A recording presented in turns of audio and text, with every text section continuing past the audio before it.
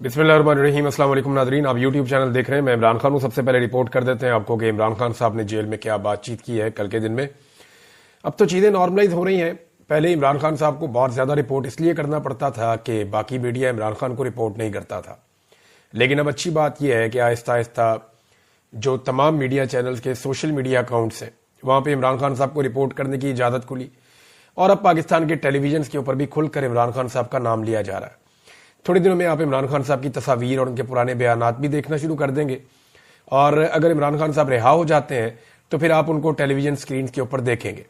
हालात नॉर्मलाइज हो रहे हैं। पाकिस्तान तहरीक इंसाफ के ऊपर जो बहुत एक सख्त दौर आया था उसका खात्मा हो रहा है।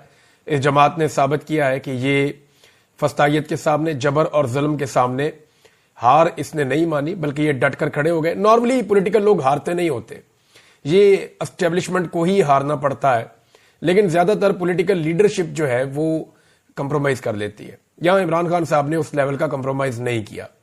इमरान खान साहब को जो बड़ा मसला है पाकिस्तान की खातिर, देखें ना, बंदे मरवाने के बाद कौन मुज़ाकरात करता है? जिस पॉलिटिकल पार्टी के बंदे शहीद हो जाए ना, वो फिर मुज़ाकरात नहीं कर रही होती।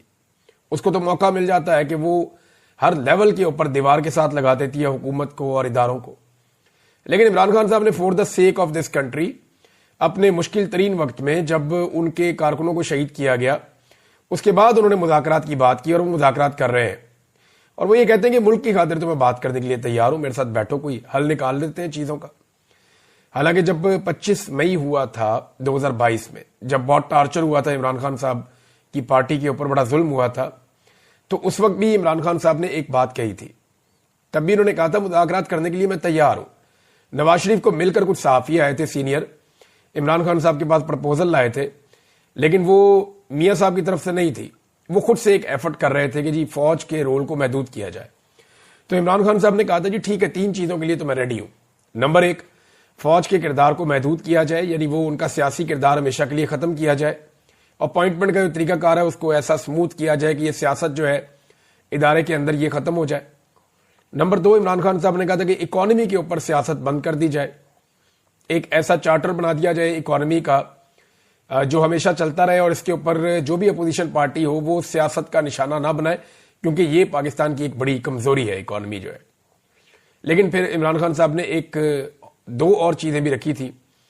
एक तो उन्होंने कहा था कि इलेक्शन का एक तरीकाकार तय कर लिया जाए, साफ और शफाफ इलेक्शन पाकिस्तान में होना चाहिए, इसको यकीनी बनाया जाए ताकि आइंदा होने वाले इलेक्शनों के ऊपर कोई उंगली ना उठाए।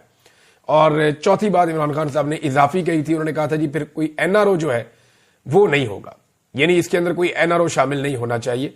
इन उसूली चीजों के ऊपर मैं बात करने को तैयार हूं, लेकिन फिर ये ऑफर जो है वो जो हुकूमती जमातें हैं वो इसके ऊपर दे, तो मैं बतौर अपोजिशन लीडर मुझे कोई एतराज नहीं है।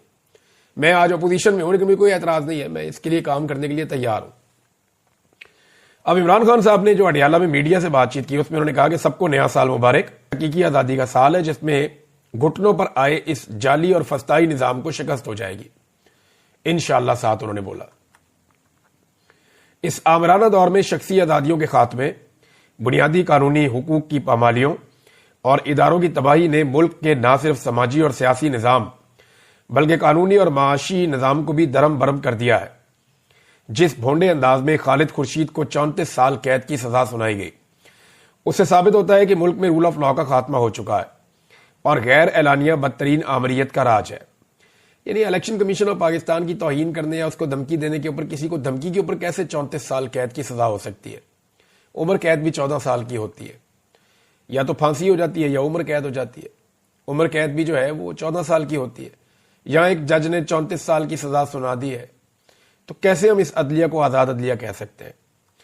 इमरान खान ने कहा कि वकला तहरीक से पहले भी हम फौज की सियासत में मुदाखलत के खिलाफ भरपूर तनकीद करते थे, लेकिन तब कोई एजेंसी अपने शहरियों को इस तरह नहीं उठाती थी, और आईनी अदालत बनाकर पूरी अदालती निज़ाम को तबाह कर दिया गया है, और काजी फायजीसा की बाकियात को अदालती निज़ाम का कब्जा दे दिया गया है, ताकि काजी की रवायत बरकरार रखते हुए अदालती फैसले GHQ के जेर असर करवाए जा सकें।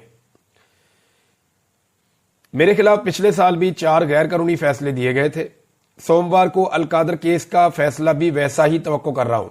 यानी पीर को फैसला आना है इमरान खान साहब के खिलाफ, क्योंकि जेल का ये रिकॉर्ड है कि जेल में जितने भी फैसले आए وہ عمران خان صاحب کے خلاف ہی آئے ہیں۔ اب یہ فیصلہ عمران خان کے حق میں تو آ نہیں سکتا، شواہد تو ہے نہیں، ثبوت بھی ہے نہیں، لیکن جج نے جب جیل جا کے ٹرائل کرنا ہے عمران خان صاحب کا تو اس نے پھر تو سزا عمران خان صاحب کو ہی دینی ہے نا، کیونکہ نظام عمران خان صاحب کا دشمن ہے۔ لیکن اس وقت نظام پھنسا ہوا ہے کہ اس آدمی کو باہر کیسے نکالنا ہے، یہ بھی ایک پرابلم ہے۔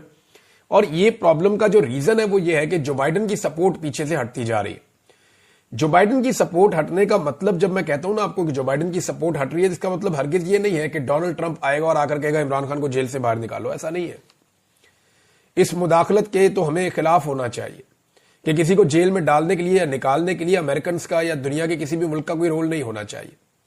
لیکن انسانی حقوق کا معاملہ جو ہوتا ہے وہ کسی بھی ملک کا اندرونی معاملہ نہیں ہوتا، وہ ایک بین الاقوامی معاملہ ہوتا ہے۔ اس کے اندر کوئی بھی بات کر سکتا ہے۔ جیسے آپ دنیا کے کسی بھی ملک میں کوئی بھی ظلم ہوتا ہے تو اس کے خلاف آپ بات کر سکتے ہیں، یہ آپ کا حق ہے، کیونکہ وہ انسانی حقوق کا معاملہ ہے۔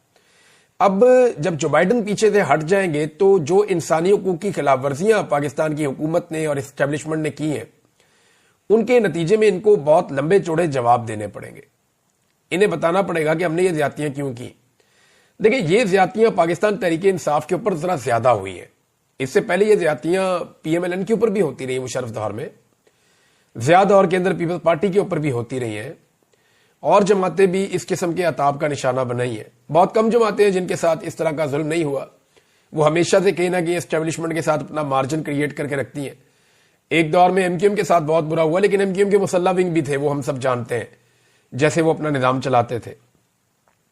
لیکن وہ بنے بھی کیسے تھے یہ بھی ہم جانتے ہیں، ان کو بنانے والے کون تھے یہ بھی ہم جانتے ہیں۔